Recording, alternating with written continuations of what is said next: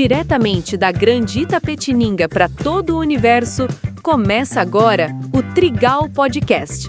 Se você também acredita que este mundo tem um fio condutor, aqui é o seu lugar. Bom dia, Guto Nunes! Muito bom dia, meu locutor, e bom dia para você que acompanha o Trigal Podcast, mais um episódio chegando aqui. Eu sou o Guto Nunes, estou com você todas as manhãs aqui para falar sobre aquilo que verdadeiramente importa, né? O Trigal Podcast é a espiritualidade dos dias úteis e nós vamos juntos em mais um tema. E hoje é um tema quase que autobiográfico, assim, sabe? O que eu preparei aqui, né, para trazer para esse episódio é como se fosse uma carta que eu escrevo para mim mesmo.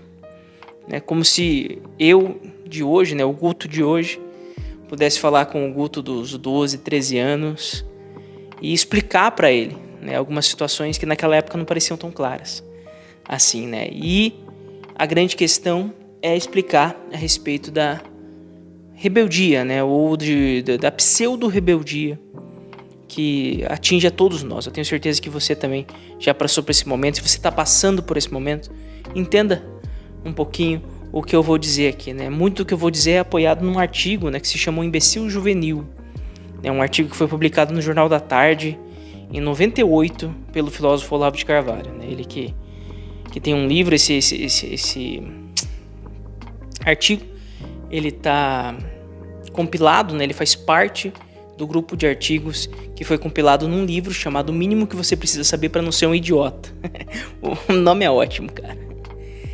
E dentro desse artigo, né, tem aí justamente uma explicação dele, né, falando a respeito dessa questão da juventude, dessa natural rebeldia juvenil, né, que todo mundo enfrenta, e quem é pai vai ver isso nos seus filhos, e que existe uma maneira, né, a maneira que ele explica ali, para mim ficou muito claro de como que funciona, né, esse momento, e o quanto muitas vezes na nossa ânsia, né, de agir, de ser alguém no mundo, de nos mostrar diferente dos nossos pais, nós acabamos até mesmo sendo injustos aí, diante das situações, né? Então, a primeira coisa, né, a se pensar sobre esse momento, né, é o que quer dizer essa rebeldia, né? Será que essa rebeldia é verdadeiramente necessária? E nós vemos que, a princípio, sim, né? Uma certa dose de rebeldia, ela mostra, né, um espírito vivo, um espírito capaz, um espírito disposto a mudar as coisas como elas estão dispostas, né? Então, de certa forma, né, quando tudo está mal, um rebelde precisa se levantar para tentar colocar uma nova ordem nas coisas, para tentar melhorar as coisas como estão. Então, o espírito de rebeldia em si, ele não é algo ruim, né, desde que orientado para o bem e o principal, né, apoiado na verdade. Algo que muito nos falta, né? Lembrando um pouco da nossa juventude, aí eu lembrando um pouco da minha, quando surge esse espírito da rebeldia, né, normalmente ele se volta contra a nossa própria família, né? Então, diante de um grupo de amigos, diante de pessoas que nós conhecemos ali, de pessoas da nossa mesma idade, tudo, pessoas que nós queremos muito que nos aceitem, né? Muitas vezes nós nos submetemos a isso, sem rebeldia alguma, né? Nós aceitamos todas as regras novas que eles querem colocar. Pessoas que não estão dispostas a nos acolher, não estão dispostas a nos amar. Pessoas que muitas vezes nos pedem, né, uma subserviência, a gente tem que abdicar daquilo que é das nossas opiniões ou daquilo que a gente gosta, simplesmente para agradar esse grupo. E, ao mesmo tempo, nós nos sentimos os mais rebeldes do mundo. Por quê? Porque nós estamos desagradando e indo contra justamente as ideias, né, as concepções daquelas duas pessoas, né? Vamos colocar aqui como duas pessoas, o pai e a mãe, né? Mas pode ser às vezes a avó, tio, ou quem for da sua família mais próxima, né? Você está indo justamente contra as pessoas que, na verdade, te aceitariam, cara. Na verdade, te amam, né? E aí você começa a ver o paradoxo disso, né? Ou seja, a gente tem na nossa cabeça a clara ideia de que a gente está sendo rebelde, de que a gente está sendo muito fera, que a gente é muito corajoso, sendo que a gente está simplesmente sendo cordeirinho de um monte de gente que não gosta de nós e está simplesmente fingindo desagradar, tentando desagradar pessoas que no fim nos amam e que não vão deixar de nos amar por conta disso. né? E aí você vê a ilusão, né, adolescente. Eu não tenho muito esse espírito, esse olhar romântico para a juventude. Eu acho que de fato mesmo é um tempo de muita energia, que bem canalizada, ela faz o bem, mas que normalmente assim é um tempo de muita precipitação, sabe? É um tempo de muito trauma por nada. É um tempo de, eu não sei, pode ser algo que seja só uma birra minha, né? Mas assim, eu não presto muita atenção no que o jovem fala a verdade pra vocês, entendeu? Então, eu acho que muitas vezes as preocupações são meio caricatas, são meio, sabe, desconectadas. É sempre um personagem, parece que tá falando com você. Não sei se você sente isso, mas eu sinto às vezes.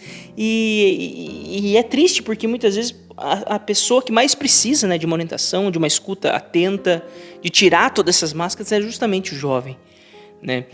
Mas então, voltando à questão da rebeldia, né? Então, você tem uma primeira experiência aí de confronto do poder, justamente confrontando pessoas que, cara, estavam dispostas a te aceitar.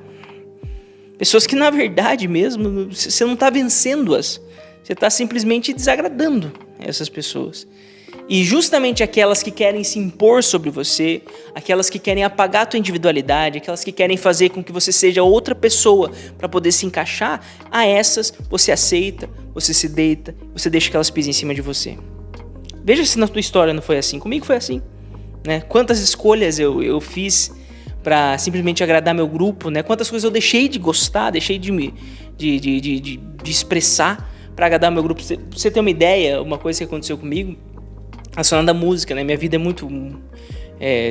tem a música muito presente, assim, mas que durante minha infância, até os meus 11, 12 anos, assim, as músicas que eu escutava, cara, era pagode sertanejo, né? Era a música do brasileiro comum, né? E entrou um pessoal na escola que gostava muito de rock, de heavy metal e tudo mais. Do dia pra noite eu parei de gostar de sertanejo e de pagode, né? E isso foi durante anos, né? Eu dizia pra mim mesmo que eu não gostava e que eu não curtia, e isso era muito também por conta de um grande amigo que eu tive, assim, que ele era muito vidrado nessas coisas. Ele é um cara... Ele é, na verdade, né?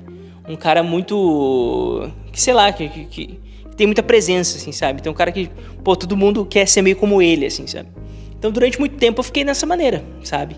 E aí tocava, e a família escutava, eu não queria, falava que era ruim, torcia o nariz, não chegava perto quando tava tocando o sertanejo, o pagode, essas coisas, né? E quando foi um dia, acho que foi uns 5 anos, mais ou menos, depois que nós nos formamos, né, no terceiro colegial. Olha pra você ver o quanto demorou essa questão.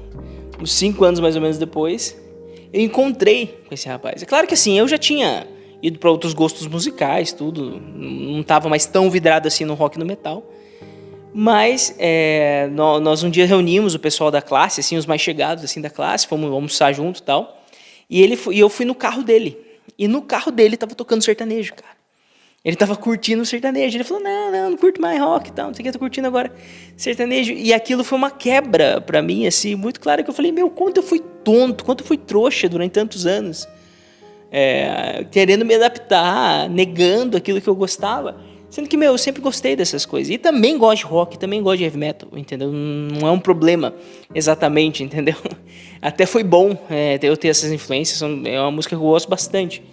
Mas o que eu tô dizendo pra vocês é que simplesmente a gente tá muito disposto, né? Quando parte dos amigos, quando parte das pessoas ali que são mais ou menos da nossa idade, tudo da turminha, o quanto a gente tá disposto a prostituir até os nossos gostos pra simplesmente se adaptar ao meio, né?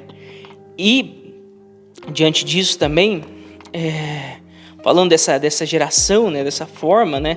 Que tudo isso acontece, é o seguinte, a gente pode até, de certa forma, definir tudo isso, né, como amor ao mais forte que o despreza. Então surge em nós, né, nessa rebeldia juvenil, o amor ao mais forte que despreza, na verdade, a cada um de nós, que não tá nem aí pra gente, a qual nós somos simplesmente uma peça ali, e um desprezo pelo mais fraco que o ama, porque os nossos pais, sei lá, eles estão ali, eles não vão fazer nada contra nós, né, e mesmo assim a gente insiste em desagradá-los, para mostrar que nós somos fortes. E ao mesmo tempo, diante dos fortes de verdade, né, que são aqueles que não estão nem aí pra gente, que nos desprezam, a gente insiste em agradá-los. E aí nós chegamos num ponto especial, né? Então eu falei aqui para vocês que a rebeldia, ela pode ter um caráter até bom, né? Se lembre disso, tá bom? Sempre que você quiser ser rebelde, sempre que você quiser se insurgir contra um poder, analise bem as forças que estão envolvidas ali, né? Você está se rebelando contra o mais forte ou você está se unindo num coro contra o mais fraco? Essa sua rebeldia, isso que nasce no teu coração, é um sentimento de destruição do mais fraco ou é um sentimento de revolta, de luta contra um mais forte, opressor, tá? Se lembre disso, porque muitas vezes o grupo vai nos forçar a aderir a certas pautas, e isso quando nós entramos na briga partidária. Então eu não falo de política aqui, você nunca me ouviu falar, e eu não vou falar especificamente de nenhum grupo exatamente aqui, mas veja, nas pautas que o seu grupo, o grupo político que você pertence, ele defende, quando de verdade aquilo está aderindo ao lado do mais forte contra o mais fraco, ou está aderindo ao lado do mais fraco contra o mais forte. E, de fato, a quem você precisaria ajudar em tudo isso? Então, comece a ler a sua rebeldia dessa forma, porque como eu já disse aqui, um quesito, uma realidade humana importante, a rebeldia. Muitas vezes é pela rebeldia que se conquistam certas coisas, mas também é pela rebeldia que muitas vezes nós nos tornamos tiranos. É pela rebeldia, muitas vezes, que nós pisamos nas pessoas mais fracas, simplesmente porque nós queremos ali ter aceitação do grupo. Então não deixe que isso tome conta do teu coração. Sempre analise essas coisas. E você que é pai e mãe e está chegando na hora aí da rebeldia dos seus filhos, tenha calma, tá bom? Tenha calma. Entenda esse movimento dentro do coração deles. Eles querem parecer fortes, insurgindo contra pessoas que o aceitam, o amam, tá? Para agradar, infelizmente, pessoas que o desprezam, tá? Mas é um momento e vai passar. Todo mundo já passou por isso. E se você continua dessa forma, se você é um eterno jovem aí, por mais que todo mundo ache lindo falar isso, eu acho uma loucura, cara. Acorda, amadureça. Um beijo para vocês, fiquem com Deus. Até o próximo episódio.